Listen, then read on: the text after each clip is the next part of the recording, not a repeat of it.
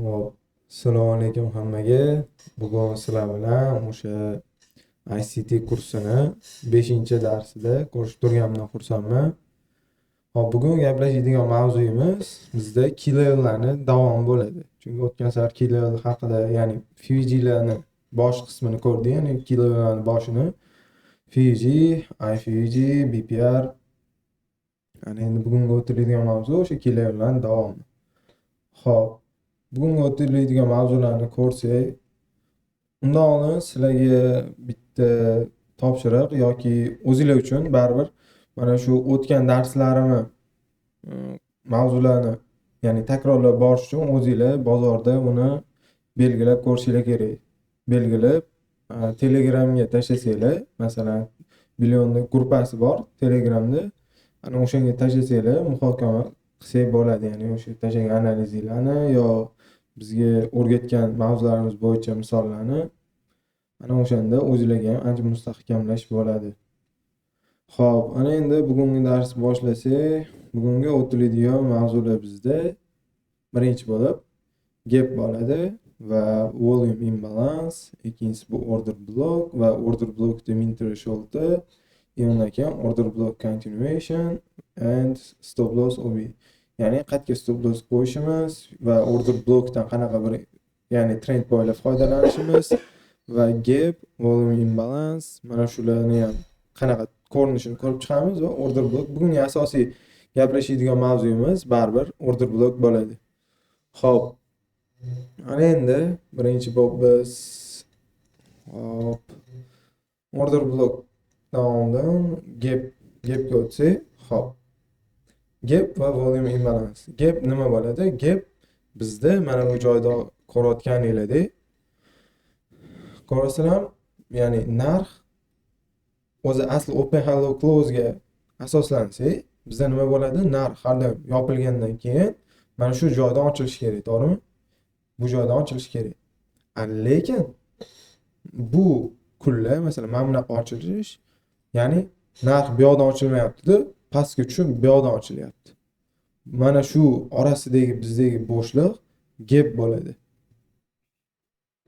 Bu gaplar qachon hosil bo'ladi? Ko'p holatda haftani ochilishi, yangi haftani ochilishi, yangi kunda ochilishi va yangi oyni ochilishi, mana shu joylarda bizda narx gap beradi. Xo'p, bu gap haqida ICT o'zini 2025-lekchirasida ko'p gapiryapti. Ya'ni gaplardan foydalanish, gapni qanaqa belgilash. Xo'p, hozir biz shunchaki gapda qanaqa ko'rinishini va qanaqa belgilanishini bilib olsak, bu mana tana bu yoqdan ochilmaydi, lekin soyasi, masalan, mana bu candle low qismini, ikkinchi candleda high qismini olasizlar va mana shu orasidagi nuqta, ya'ni orasidagi joy bizda gap bo'ladi. Bu gap nima vazifani bajaradi? Kelajakda narxni o'ziga tortadigan vazifasini bajarishi mumkin yoki-da narxni, ya'ni buzib o'tgandan keyin qo'llab-quvvatlashi ham mumkin tepaga. Shu bizda gap bo'ladi. Bu asosan o'sha aytdim, ya'ni kunning ochilishi va haftaning ochilishi, buni bozorda ko'rsanglar bo'ladi. Dollar indeksida qarasanglar, dollar indeksida mana shunaqa gaplar ko'p. Xo'p. Ana endi ikkinchisi bu volume imbalance. Volume imbalance qanaqa? Gapda mana xuddi shunaqa, buni ham tanasi bu yoqda ochiladi, lekin bitta farqi soya, mana soyasi. Buni soyasi, buni soyasi, ya'ni orada hech bir narsa bo'shliq yo'q. Ko'ryapsizlarmi? Soyaning orasida hech bola yo'q. Bu demak gap bo'lmaydi. Ana endi biz uje soyalar nimasida, mana bu, ya'ni soyada bo'shliq topa olmadikmi? Ana endi tanaga o'tamiz. Tanani olamiz va mana shu tana orasidagi mana bu joy bizda bo'shliq bo'ladi. Ya'ni volume imbalance bo'ladi. Bu ham xuddi shunaqa gapga o'xshagan narsa, ya'ni narxni o'ziga tortadi yoki-da qo'llab-quvvatlaydi. Buni ham bozorda belgilab ko'rishingiz mumkin. Bunga misollarni o'zingizlar belgilasanglar, keyingi order blocklarga o'zim misol ko'rsataman. Hop, mana shu vazifa ikkitasiga. Hop, ana endi agar volume imbalance va gap haqida tushungan bo'lsanglar, keyingi mavzuga o'tamiz, ya'ni order blocklarga. Hop, birinchi bo'lib order block o'zi nima? Ya'ni hamma joyda keng tarqalgan o'sha footprint deyshadi. footprint ya'ni o'sha smart moneylarni order qilgan joyi deb atashadi order blokni. Hop, ana endi boshqacha logika bilan qarasak, ya'ni bu order blok o'zi ICT ni o'zi ham aytgan, impuls bo'lgan joydan qidiringlar degan va yokida impuls bo'lgan yoki narx smart money reversal bergan joy. Smart money reversal nima degani? Ya'ni razvorot olgan joylardan order blok qidiringlar degan. Va order blok bu ya'ni agar sell qaramoqchi bo'lsangiz, yashil candle. Undan oldin bitta yashil candle bo'ladi, sellga ketishdan oldin va shu yashil candleni sell candle ya'ni qora candle buzib o'tib ketsa impuls bilan mana shu joyda bizda order blok shakllangan bo'ladi. Mana shuni nazarda tutib aytgan. Va biz buni mana shu MSS joylarda, ya'ni MSS deganda trend o'zgarish joylarida, masalan, trend buy'da chiqib va sellga o'zgargan paytida ishlatsak bo'ladi. Mana shu joydan qidiringlar degan. Xo'p. Ana endi order blokni qanaqa belgilanishini ko'rsak, masalan, bizda agar buy'ga поддержка qiladigan order blok qidirmoqchimizmi, biz mana shu qora candleni, ya'ni narx tepaga chiqadi, откат beradi, ya'ni qora candle, to'g'rimi? Qora candleni yashil candle tepaga buzib o'tishini kutishimiz kerak, ya'ni qatini buzib o'tishini. Mana bu ochilgan nuqta tana bor-ku, mana shu tanani buzib o'tishini kutishimiz kerak. Va narx buzib o'tdimi, bizda mana shu joy уже order blok sanaladi. Ya'ni narx qaytib kelsa, buni ya'ni support qilib beradi. Order blok zonalari support va resistance kabi ham ishlab beradi, ya'ni narxni qo'llab-quvvatlaydi. Xo'p. Ana endi bizni mana bu joyda hozir ko'rsataman. O'zi asli bizda birinchi bo'lib important level kerak bo'ladi, ya'ni muhim nuqta. Muhim nuqtaga narx kelganda undan oldingi liquidness mana ko'ryapsizlar? Short term high deydi. Buni liquidness bosib, undan oldingi liquidnessni yechib, keyin mana yashil candle, qora candle buzib ketdimi, mana shu joydan o'sha order block deb olsak bo'ladi. Va bizda mana narx pastga qarab, o'sha narxni pastga qarab, ya'ni support qilib bergan. Resistance. Xo'p. Ana endi bu sell varianti. Tushunayotgan bo'lsanglar qarang, narx chiqyapti-da, mana oxirgi liquidnessni yechib qo'yib, mana shu yashil candle ochilish nuqtasini tanasi bilan buzib qo'yapti. Va bizda narx pastga qarab support bo'lib, ya'ni resistance bo'lib qarshilik qilib pastga jo'natyapti. Ana endi bizga har doim important level kerak, ya'ni xohlagan joydan olmaylar, maslahatim order blokni. Xohlagan joydan belgilamaylar. Muhim levellar borki, order blokni belgilaydigan. Xo'p, yana xuddi shuni sell. Masalan, narx tushib kelyapti va yashil candle tepaga chiqdi va bu yoqda short term low yasadi. Ya'ni low, swing low. Mana 1, 2, 3. Hop, swing low yasadi. Ana endi pastga mana tushib, muhim levelga tegib, o'sha yashil candle mana shu qorani ochilish nuqtasini buzib ketdi. Buzib ketgandan keyin nima qiladi? Narx kelib, mana shunga o'sha ya'ni support qilib beradi narxni endi qora candle buy'ga. Qora candle buy uchun, yashil candle sell uchun. Shuni unutmanglar. Xo'p. Ana endi sizlar bilan hozir misollar ko'rib chiqamiz. Xo'p, sizlar bilan hozir example ko'ramiz. Birinchi low bizga hozir short term low'da olish kerak narx. Xo'p. Mana bizda narx short term low'da yechib qo'ydi. Ana endi yechgandan keyin mana bu ko'ryapsizlar, oxirgi mana agar mana bunaqa bo'lsa, yana sizlarga bitta narsa, qora candlelar mana tushyaptimi? Ya'ni candlelarni seriyasi.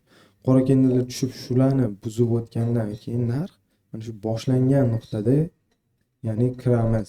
O'zi shunaqa belgilanish to'g'ri. Mana. Ana endi masalan mana narx chiqsa mana shunday ketishi mumkin. Ana endi ko'ramiz. Hop.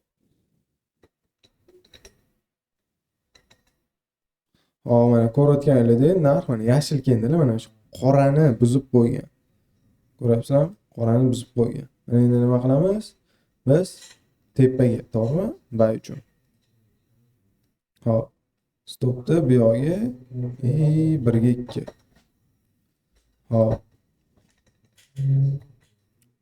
Lekin stop. Ko'rdinglar? Nimaga? Stop bo'ldi. Ana endi ko'ramiz. Ana endi katta time frame o'tdik. Biz bayqaragan joyda nima bor?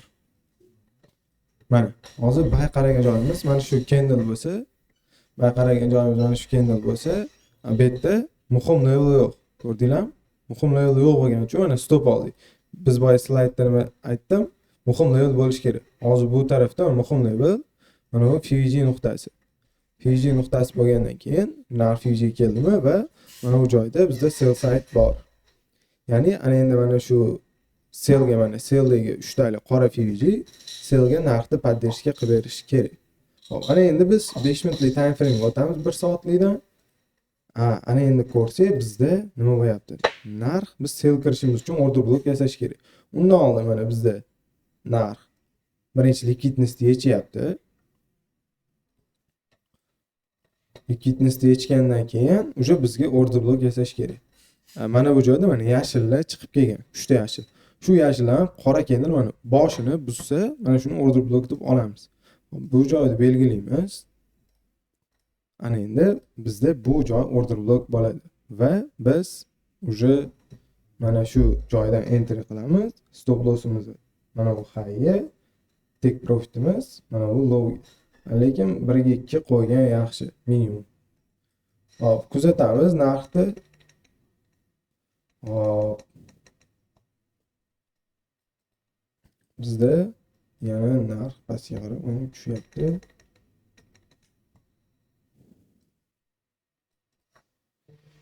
Bu joyda uje biz bezubitga qilib qo'ysak ham bo'ladi.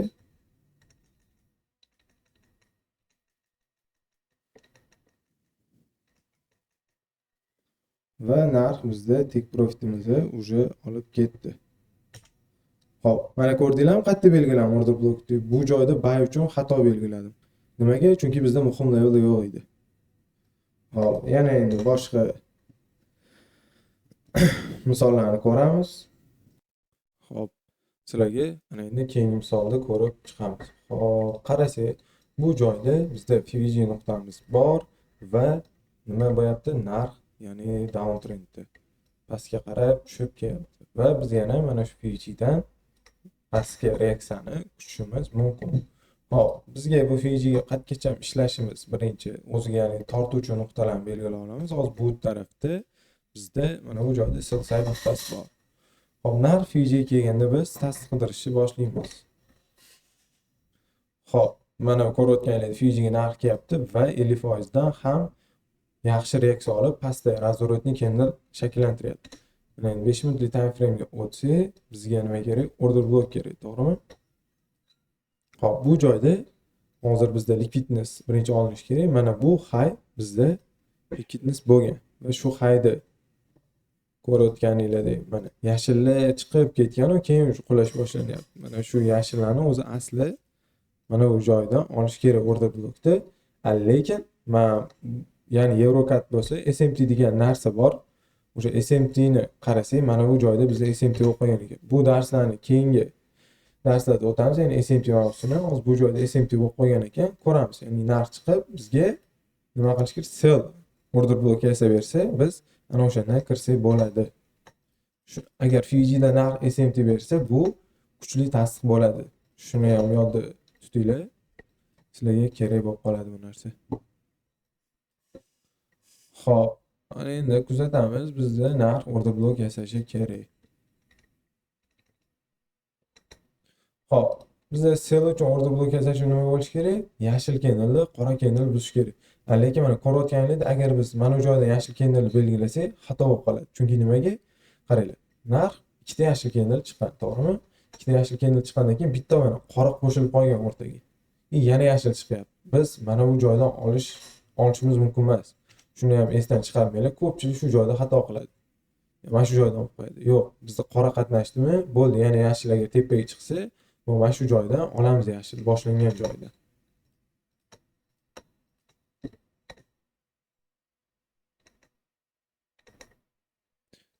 mana ko'rayotganingizdek bizda narx уже mana bu yashil joyda order block berdi.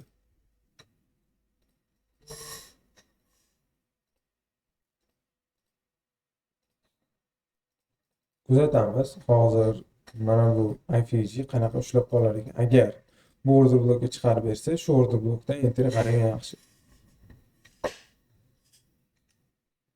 Xo'p. Hozircha IFG ushlab turibdi, lekin ushlab turgan holatda ko'rdinglar, ushlab narx pastga qaytardi.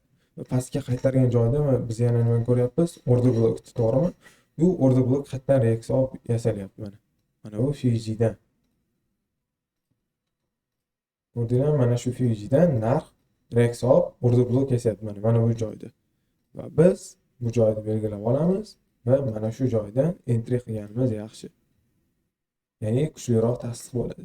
Stop loss mana bu hayda. Targetimiz 1 ga 2 yoki-da mana shu lowga qo'yib qo'ysak ham bo'ladi. Hop, kuzatamiz.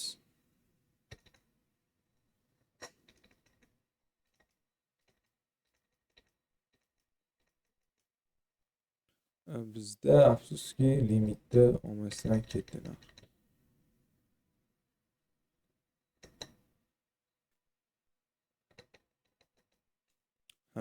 Ko'rganingizda narx уже limitdan olmasdan ketdi. Shunaqa holatlar ham bo'ladi, chunki demak mana bu IFG dan narx уже reaksiya olib ketdi. Mayli, bu holatda hech shoshilishinglar kerak emas. Sizlarga nima bu misolni ko'rsatdim, bir xilla уже bu yoqdan ketsa maytdan kirib qoladi. Maytdan kirib qoladi. Bu xato bo'ladi. Chunki nimaga? Agar bu joydan kirib qo'ysanglar, stop xatga qo'yasizlar. Maytga qo'ysanglar, targetinglar bu yoqda. No, birga bir emas bu. Agar chiqib turib stopinglarni olib, keyin pastga qarab ketsa, unda yomon bo'ladi. Yoki-da bir xil psixologiyasi chidamay, mayka tepaga chiqqanda zararda yopib yuboradi. Va order blockdan qaytib ketishi mumkin. O'shaning uchun har doim belgilagan narsalarni kutinglar. Hop, bu misollar tushunarli degan umiddaman. Ana endi slaydlarga o'tsak. Hop, sizlarga ana endi keyingi slaydga o'tsak, bu min threshold. Min threshold o'zi nima degani? Yani ICT ham ko'p ishlatadi. Order block min threshold deb. Bu order blockda 50%, ya'ni tanasini mana masalan biz order block yasaldimi? Mana shu bu tanadan mana bu tanaga biz Fibonacci o'rin tortamiz, 0.5 nuqtasini belgilab qo'yamiz. Va narx agar soyadan buzib qo'ysa, sizlar shoshilmanglar. Soyadan buzib qo'ysa, bu order block usholmaydi degan. Balki уже narx 50% dan reaksiya berishini kutinglar. Agar 50% yaxshi reaksiya berdimi, demak narx min thresholdga reaksiya berib ketmoqchi. Xuddi shunaqa yo'nalishda narx ketish ehtimoli yuqori bo'ladi. Ya'ni min thresholdga tegib. Bu holat ko'pincha qayerda bo'ladi? Masalan, order blockda tepaga chiqib kelyapti-da, keyin buzib qo'ysa, mana shu joyda narx sraz bu yoqdan ketib bormasligi mumkin. Ya'ni chiqib kelgan borib, masalan, bitta, ikkita, 3 ta candle chiqdimi, birinchi candle ochilish qismi, uchinchi candle yopilish qismini olasizlar. Fibonacci tortasizlar. 0.5 nuqtasini o'zi Fibonacci chiqarib beradi. 0.5 ni nastroyka qilib qo'ysanglar va narx tepaga chiqqanda shundan reaksiya olib ketishi ham mumkin. Buni ham qayerda har doim muhim levellarda ishlatish kerak. Xo'p. Tushundinglar degan umiddaman. Ana endi misollarni ko'rsak. Xo'p. Sizlar bilan ana endi keyingi misolni ko'rsak, bunda o'sha min threshold katta qilib qo'yaman. Xo'p, ana endi bizda ko'rasizlar nima qilyapti? Narx konsolidatsiyadan manipulyatsiya qilib, уже distributionga o'tdi. Bunda ana endi biz distributionga retracement va yana narx davom etib ketishini kutsak bo'ladi. Bizda hamma narsa ideal, ya'ni liquidnesslar yaxshi yetgan narx. Xo'p. Ana endi bizda entry uchun sabab mana bu FIG bor. Bu FIG dan oldin narx bizga mana bu short term high'da yetishi kerak. Hop, yana bitta savol tug'ilishlar mumkin. Nima mana bu FIG dan narx ketmagan? Bu ham masalan to'g'ri savol. Mana bu FIG dan ketishi mumkin. Nimaga aynan bunaqa deyilyapti? Chunki xudo xolasa keyingi darslarda sizlarga premium va discount, ya'ni darslar davomida premium va diskount degan narsani o'rgataman. Mana shu premium diskountga har doim e'tibor qaratish kerak. Ya'ni narx premiumdami yokida diskountda. Xuddi shunday davom etish kerak. Hop, bizda endi Fijiga kelishini kutamiz narxda va narx Fijiga keldi. Hop, ana endi Fijiga kelgandan keyin biz entry uchun sabab qidirishimiz kerak. Ya'ni liquidnessni mana oxirgi hayda yechish kerak. Hop, bizda oxirgi hay hozir mana bu joyda.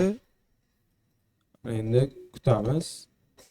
Bizda mana ko'ryapsizlar, mana bu liquidnessni narx yechib qo'ydi. Yechgandan keyin bu yashil candle, mana yashil candle sell uchun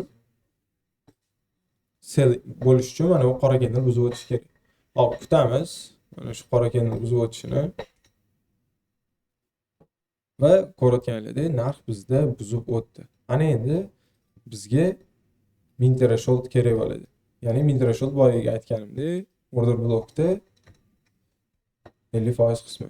Hop, bunda mana korobkadan ham stil bo'ladi. Masalan, buni tanaga olib borasizlar va mana nastroykasidan stil bo'limiga o'tib, srednaya liniyani yoqib qo'ysanglar, mana shu joyda bizda 50% chiqadi. Ya'ni mana bu boksi.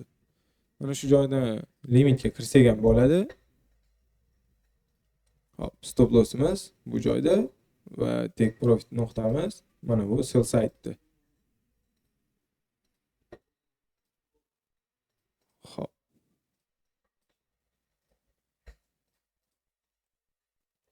Hozir o'zi 1-2 yaxshi.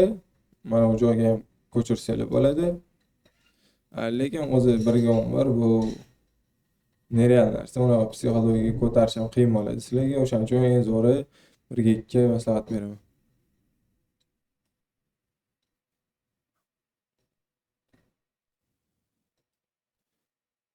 Hop. Endi kuzatamiz. Ya'ni narxda mana shu limitimizga kelishini.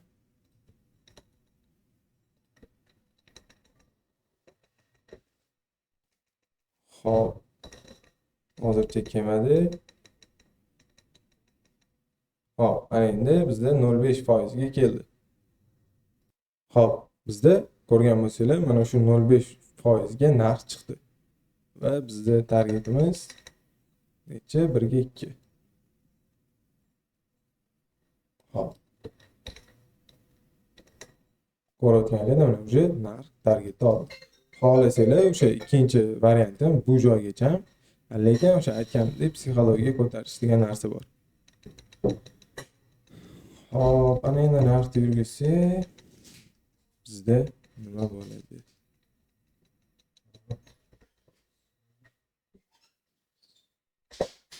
Hop, bizda narx mana уже targetni oldi, ko'rgan bo'lsanglar. Ya'ni min thresholddan eksportni xohlasanglar mana order blokdan ham kirsanglar bo'ladi.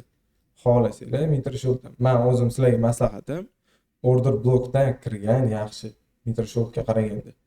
Hozir men sizlarga kam misol ko'rsataman, chunki nimaga? O'zingizlar ham mana shu narsani topish maqsadida. Agar o'zingizlar qilmasanglar, rostdan ham foydasi yo'q bu darsni. Men bo'lmasa Michaelni o'zi beradimi? Foydasi yo'q bu narsani ko'rib, просто tak ko'rib qo'yishdan. Uni qayerda ishlata olishni bilish kerak.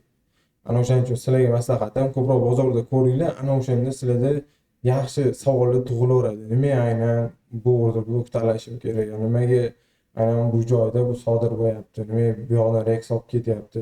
Mana shu savollar tug'ilishi kerak. Bo'lmasam har doimgidek hamma bilgan narsada ketaverasizlar.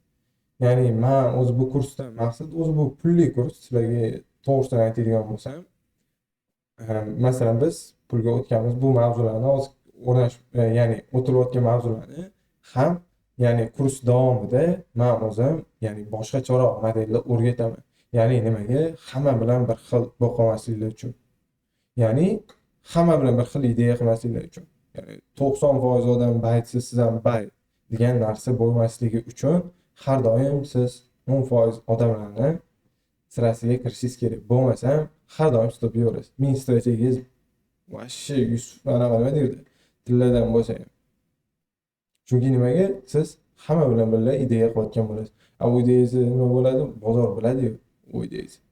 Ana o'shaning uchun sizlarga maslahatim, ya'ni ko'p сделка shart emas, kam сделка qilinglar, lekin sifatli qilinglar. Sifatli qilish uchun uning uchun ko'proq praktika kerak. Ya'ni o'sha men o'rgatmoqchi bo'lgan modelni qaysi parada, nima aynan u model mana shu parada ishlayapti, qayerda ishlab beryapti, ana o'shani har kuni emasda bir oyda 3 marta tekshirib ko'rish kerak. 3-4 marta o'xshab beryaptimi? Masalan, ikkita stop yoki ikkita tegib qo'yaptimi? Foydada chiqasizlar. Ana o'shaning uchun sizlarga maslahatim shu. Hozir mana shu o'tayotgan darslarimni ham bilaman, ko'pchilik ko'radi, просто tak o'tkazib ketadi. Ya'ni, bo'ldi tushunoldim deydi, lekin tushunmagan bo'ladi. O'zi har doim tradingda patron bilan emas, logika bilan ishlash kerak. Patronning logikasi bilan. Masalan, bu patron, libboy narsa patron. Hozir order blok qilayotganlar, hammasi patronga kiradi. Bu patronni sizlar просто tak ishlatmanglar-da, bo'ldi yasalib kiraman. Logika bilan ishlatinglar. Sizlarga shu maslahatim. Xo'p, davom etamiz. Yana o'sha slaydlarga o'tsak bo'ladi. Xo'p, keyingi slaydimiz bu order block continuation deyiladi. Bu order block continuation nima degani?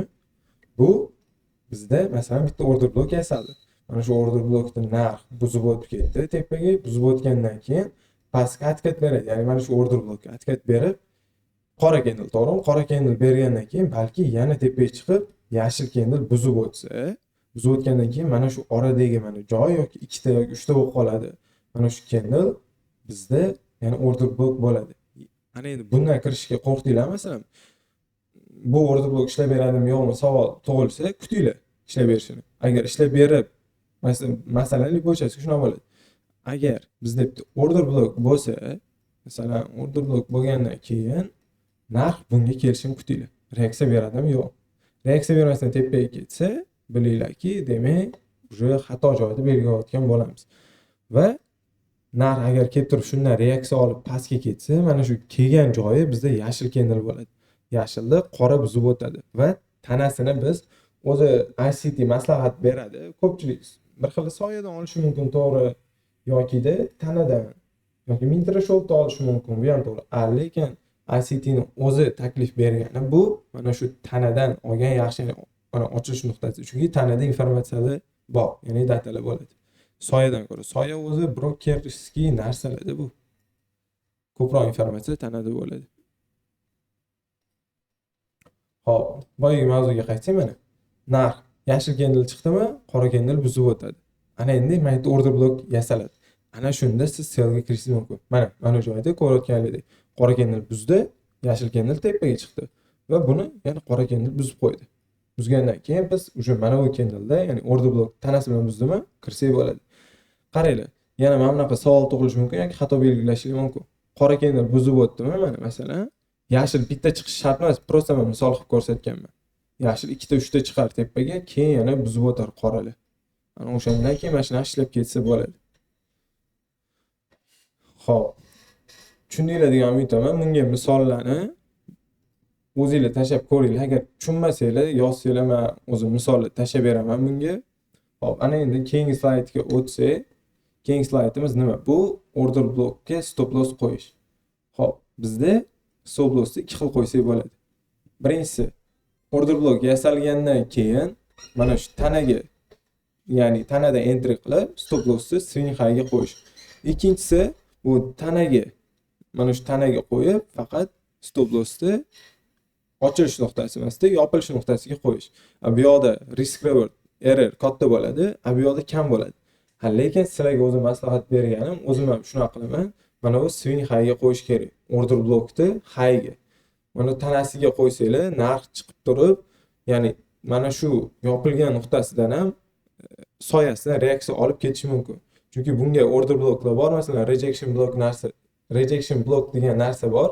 Mana shu rejection blockdan narx reaksiya olib ketadi. Bunga mana shu joy kiradi rejectionga. Buni ham keyingi darslarda o'rgataman. Shunchaki bilib olinglar.